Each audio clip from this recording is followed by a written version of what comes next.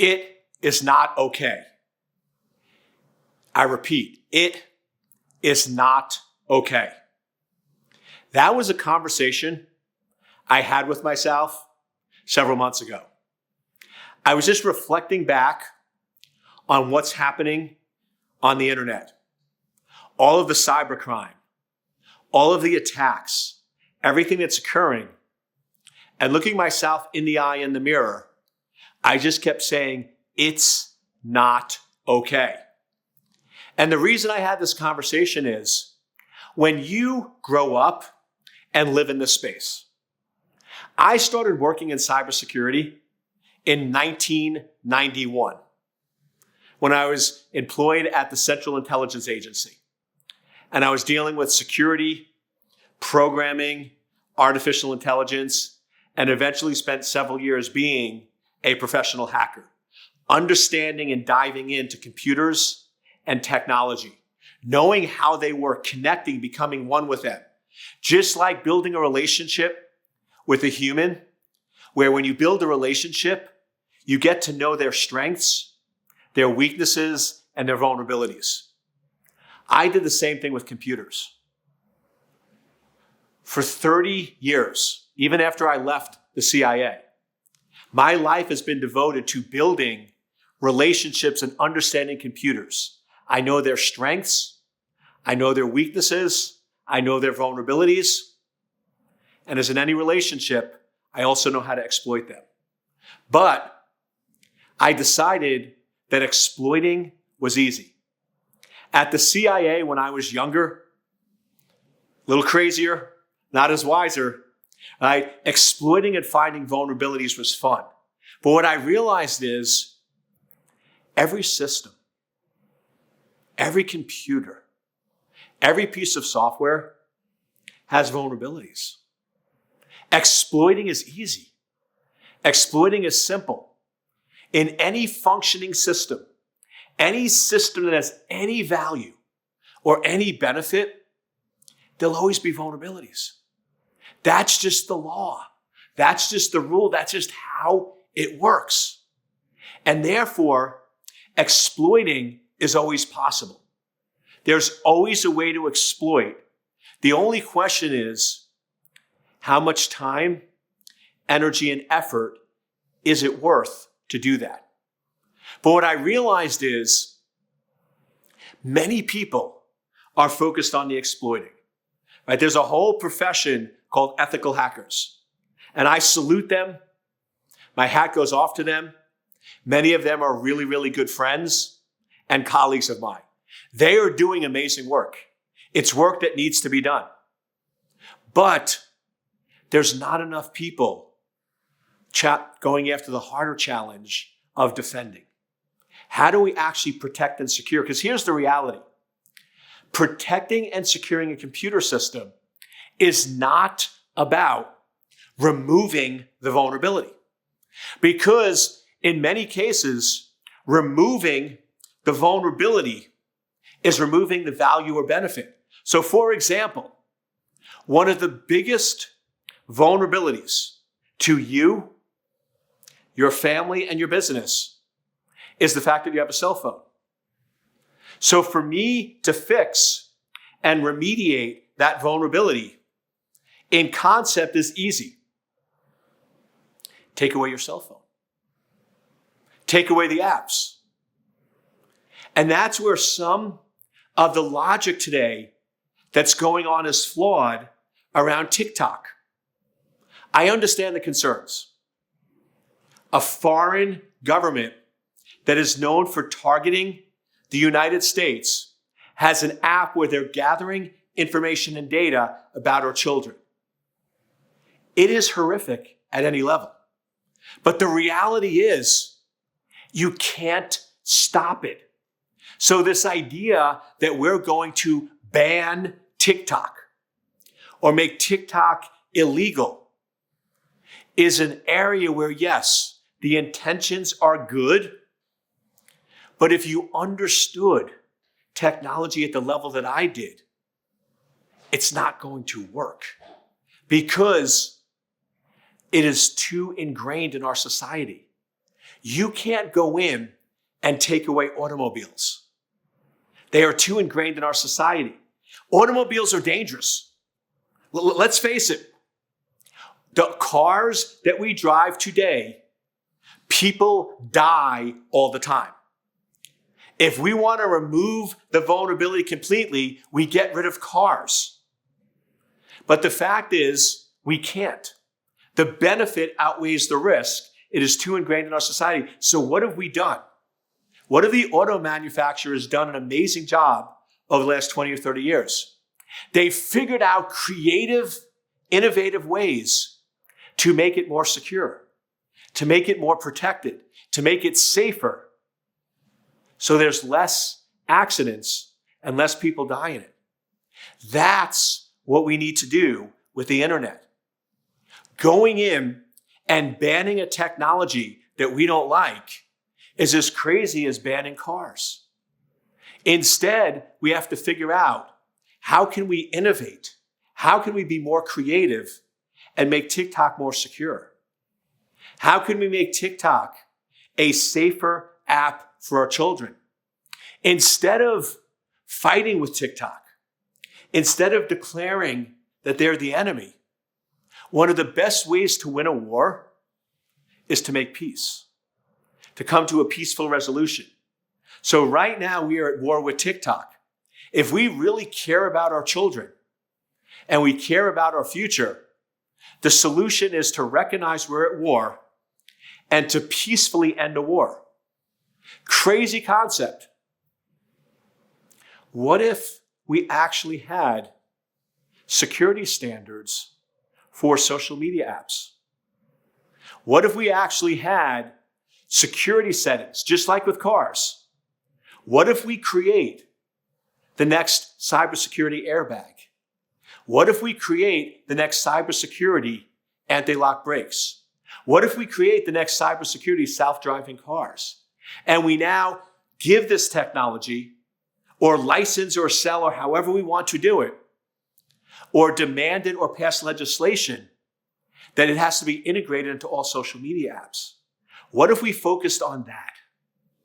What if instead of going in and saying, Congress, we need to ban TikTok, what if we say, Congress, we need to spend more money on fostering innovation in cybersecurity? Do you realize, many of you do, that after COVID, there was $1 trillion infrastructure bill that was passed to make our physical roads, our physical highways safer because they've been deteriorating? My question is, where's the $1 trillion cybersecurity defense bill? Why aren't we investing money in protecting and securing and locking down cyberspace? These are the areas we can all work together in. We can all unite and start recognizing that the technology is there. The technology has good and the technology has bad. And instead of trying to ban the technology, what if we embrace the technology and come out ways to minimize the vulnerabilities, minimize the weaknesses, and make it more secure? Because at the end of the day, we have to realize a simple fact. In any practical sense of the word, 100% security doesn't exist. I would give presentations and keynotes all around the world.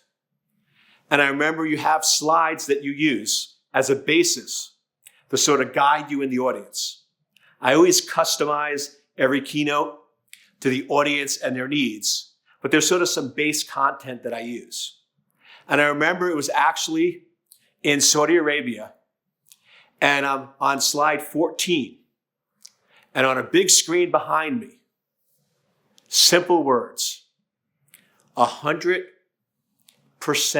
security doesn't exist. And I remember just in the middle of stage, this happens sometimes. I have these nostalgic moments. I just sort of paused and looked back. And I called myself out. I asked the audience, is that really true? Does 100% security really not exist? And I just did an audible at the line of scrimmage. And I said, let's just brainstorm. Let's make this interactive for the next 3 minutes. And I took out my cell phone and I said, how do we make this 100% secure? Spitball, give me ideas. Somebody said, turn it off. Great. But wait, you can turn it back on. Somebody said, smash it to pieces. And we said, great. And they started getting really creative. And I remember we got to the point where we said, okay, if I take my cell phone and I smash it to pieces and I bury it in the ground, we can make it 100% secure.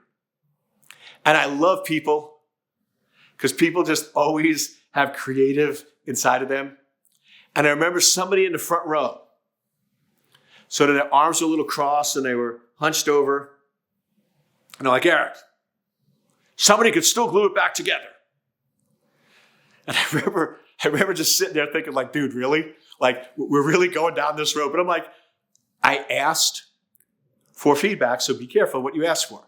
So I embraced it. I said, great, you're right. I guess somebody technically could glue it back together. So I said, what do you suggest? He's like, pour gasoline on it and light it on fire. Almost a little too enthusiastic, where I was sort of like, okay, sort of freaked me out a little bit. I sort of, when you travel internationally, you do big keynotes. You do typically have a security detail. And one of the things you have with the security detail is you always have a sign where if you think there's a potential threat, you just nonchalantly just do the sign so they know. I was sort of like, okay, that guy's a little scaring me now. Like, keep an eye on him. He got a little too excited about that. But the point is, we could make it 100% secure. If I take it, I smash it, I burn it, we disintegrate it, we can make it 100% secure. But what have we also achieved? Zero benefit, zero value. So what we have now is we're starting to get in to the theorems and laws of cybersecurity. Just like in our everyday life, there's laws. The law of gravity exists if you are on planet Earth. You don't have to like it. You don't have to agree with it. But if you go to the 10th floor of a building and you step off, whether you like it or not, gravity will reach out its hand and introduce itself to you. You're going down, and you're going down quick. The law of gravity always applies whether you like it or not. Just like the laws of cyber, but here's the problem. In school, we were taught about the laws of gravity. We were taught about the laws of physics and what we can do to protect ourselves. But here's the problem. When I went to school, when my kids went to school, we were never taught about the laws of cybersecurity. And the law of cybersecurity is this. You can have 100% security. But as a law, that will give you zero functionality or zero benefit. So here's the law. Every time you add functionality, every time you add benefit or value, you're decreasing security. Or to put it another way, every time you increase functionality, every time a new app comes out, every time we install a new app on our phone, every time we use a new website, we use a new site, functionality is increasing exponentially all around us. We're forgetting about the law, which is our risk is also increasing exponentially. Security is also decreasing exponentially. So I'm not here to tell you no. That's one of the misnomers that everyone thinks about cybersecurity folks. We're the people that say no. Now, I'll be honest with you. That used to be the case. When I started working in cybersecurity in 1991 at the CIA, and I was trained, here's what I was taught. I remember an older gentleman said, "Son, let's go for a walk." And we would walk around the headquarters in Langley, Virginia. And he sort of put his arm on my shoulder and said, "Let me tell you how it's done around here. We're going to send you to meetings because cybersecurity had to sign off on any new internet-based apps." Now, just to put this in context, 1991, the World Wide Web didn't exist. That didn't come out till 1993. So there was no web. There's no Amazon. There's no Google. There's no iPhone. None of that existed. The internet was old school. The internet was mainly government, research, large corporations. Its true intent, the true core intent of the internet was not e-commerce or online banking.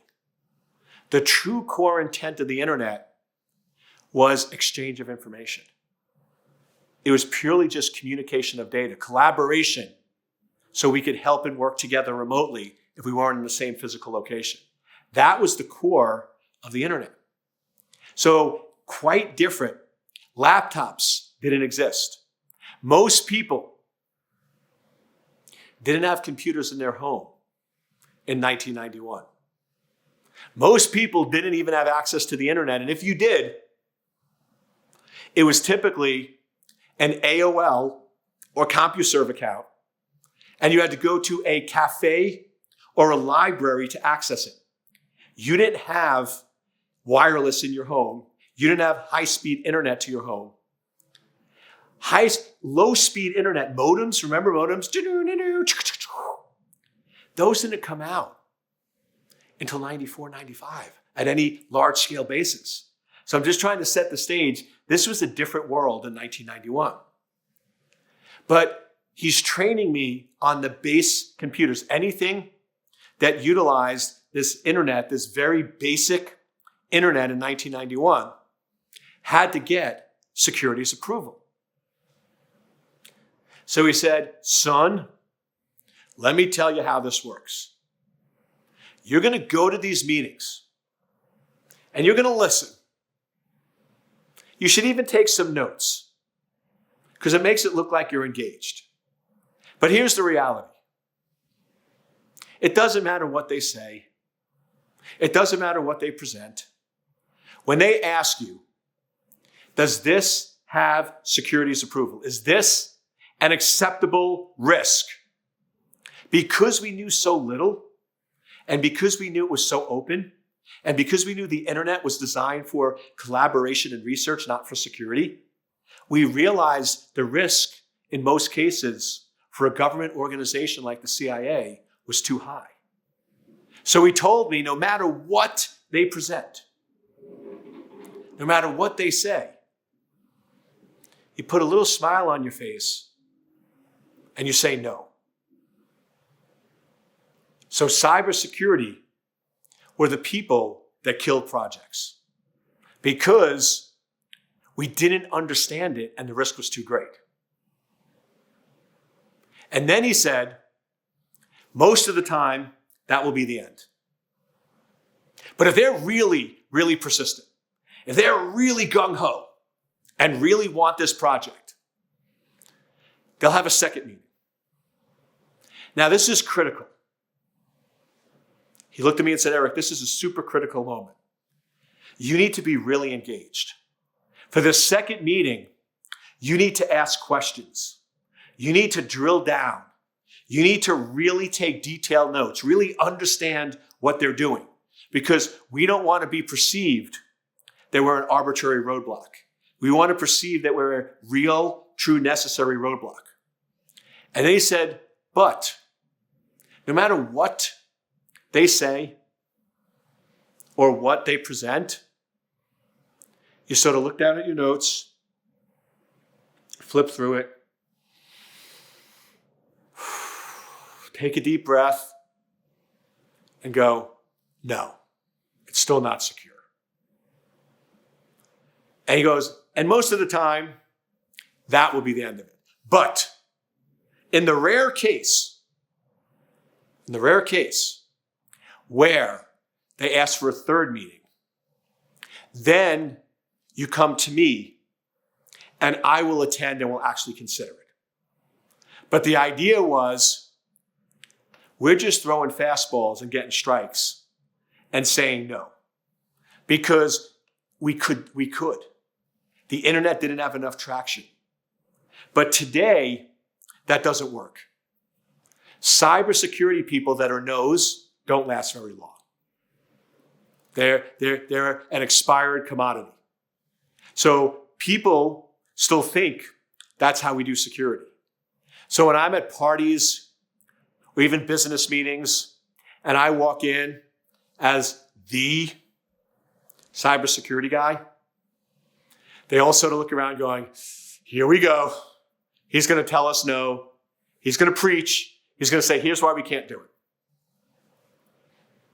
And I shock them all. I go, absolutely not. If you want to do it, you can do it. My job as a cybersecurity person, my job as appointing myself as America's cybersecurity czar, is to educate and inform so you make better decisions. My job is not to say don't cross the road. My job is to do what they should have done in elementary school and tell you, look both ways before crossing the street.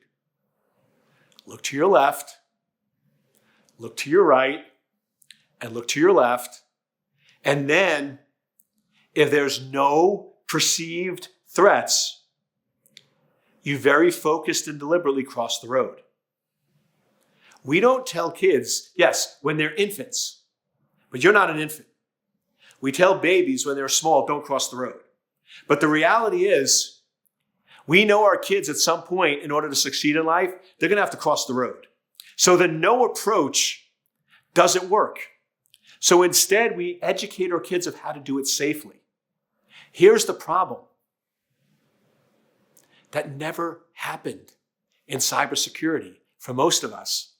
And here's the kicker.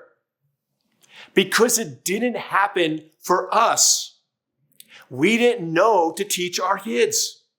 We didn't know to teach our parents. We didn't know to teach our friends and family members. We just assumed that it was safe to cross the road. And this is why we're having so many fatalities and so many injuries and so many damage on the internet, when it's really as simple as look both ways. So let me teach you what that means. Look both ways is quite simple. First, when you're looking at any technology, look to the left. And what that means is, what is the value or benefit? What is the value or benefit you're getting from this technology? Because we have been accustomed today that, the more apps, the better. I swear, there must be an unwritten rule that nobody told me about that says whoever has the most apps on their phone wins a prize at the end of their life. Because you look at people's phones today, and it's like, whew, whew. I'm like, there's no possible way. There's not enough hours in the day that you could possibly be using every one of those apps. It's insane. But nowadays, it's download. We never ask the question, why? Why am I doing it? So before you cross that road, before you download that app, before you go to that website, look to the left and ask yourself, what is the value or benefit? Then, I want you to look to the right and ask yourself, what are the risks or exposures? What could be the negative impact? Let me stop for a minute. I am downloading a free app that was developed in a foreign country that has been known for targeting American citizens. And in order to use this app, it requires to track my location, turn on my microphone, and access my camera. Is that risk really worth it? And then you do a finally look back to the left and say, is the value worth the risk? And it's simple, my friends. If you think the value outweighs the risk, do it. But if you don't do it. I have a cell phone. I'm not Amish. Nothing wrong. I love the Amish. I actually have a few friends. I go visit them at some of my favorite vacations because you know what it's like just to unplug from technology. But that's just not me. So I have a phone. But I have a limited number of apps. And most of the apps I pay for. That's a funny thing. Because my friends make fun of me like, dude, why would you pay $7.99 a month for the same app when you could get it for free? And the reality is this. My data, my life, my conversations, my location are worth a heck of a lot more than $7.99 a month. And do you realize that's the difference? Free applications in order to work. And try this. Take a free app and go in and try to turn off location tracking. Try to turn off the microphone. Try to turn off the camera. It won't let you. Because that's the price for free. But guess what? My $7.99 that I pay, my version that I pay for, it works with my location turned off, my microphone turned off, and my camera turned off. So it's these simple decisions that can change your life. And we saw this happen. We saw this happen with Alexa. When Alexa came out, the devices you put in your home that you can talk to and will tell you things. Everybody got them. It was they were sold out. You couldn't get them in stock enough because everybody wanted it because they weren't looking both ways. They just wanted it. They thought it was cool. Now, my question when I went to one of my friends' house who got one of the first Alexa, he's like, dude, check this out. Alexa, what is the weather today? It is 73 degrees out, partly cloudy and windy. And I'm laughing at him. You know why? We're standing in front of a window. And I'm like, dude, I didn't need to ask Alexa that. I could look out the window. So I sort of joke, I'm like, how big is your house that you need something to tell you the weather when you can't look out the window? I have windows right here. I don't need to ask Alexa. I can see. But it's crazy how we just get addicted. And then what happened? People started asking the second question. And they started realizing that Alexa was recording their conversations. You want to talk crazy? If I came up to you, if I was a salesperson in a store, and I came up to you and said, I want to install a bugging device in your home. I want to install a device that's going to record your conversations So it can be used against you if something happens. You'd be like, heck no, I ain't going there. That's not happening. But guess what? If I disguise it as Alexa, you'll do it. Now, I'm not trashing. I use Alexa, but I use it in limited control circumstances where I actually do want things recorded and do want things captured. So it's a tool. I'm not saying you don't use it, but it's a tool with recognize the risk. And I always love these discussions because people always want to argue with me and go, Eric, Alexa isn't recording. It's not listening. And I go, wait a second. If it's not listening, how does it respond? The light goes on. Right? They never connected the dots. Of course, it has to be listening. Because if it wasn't listening, how could it respond to your request? And it's actually recording. Do you realize that they're actually training law enforcement and FBI officials that when they get to the scene of a crime and they're authorized to go in the premise and they're securing a crime scene, one of the first things you do in securing a crime scene is you, of course, make sure there's no threat. Somebody's not still in the house with a weapon. But you know the next thing you do is you identify any electronics or Alexa devices and you unplug them. Because most of these devices record for a set period of time, 30, 40 minutes. So if you can get to the crime scene and you can unplug, you can actually have a recording of what happened. You can actually have a digital or video recording of what actually occurred at the crime scene. And it is actually being used in court. I sort of joke, but in some of these criminal cases, you know who the worst person is they put on the stand? Alexa. Alexa is technically testifying at trials and putting people behind bars because they're an eyewitness to what happened. So these are things people just don't recognize. Now, that could be a good thing, right? Having a recording of a crime scene, if you're a victim, could be a good thing. So there's benefits to these techs. I'm not saying don't use it.